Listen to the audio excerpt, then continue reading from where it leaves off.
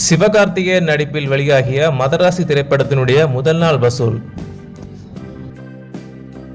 சிவகார்த்திகேயனின் மதராசி திரைப்படம் முதல் நாளில் எவ்வளவு வசூலித்ததென படக்குழு அதிகாரப்பூர்வமாக அறிவிப்பை வெளியிட்டுள்ளது. தமிழகத்தில் மட்டுமான வசூலை மட்டுமே குறிப்பிட்டு உலக அளவில் எவ்வளவு என்பதை குறிப்பிடாது ரசிகர்களுக்கு வருத்தத்தை அளித்துள்ளது.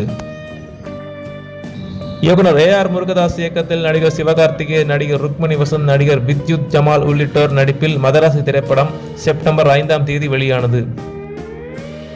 இந்த படத்துக்கு போதிய அளவு ப்ரமோஷன் செய்யாததால் படத்தின் மீது பெரிதாக எதிர்பார்ப்புகள் எழவில்லை என்ற குற்றச்சாட்டு எழுந்த நிலையில் தற்போது படம் நல்ல வரவேற்பை பெற்று வருகின்றது.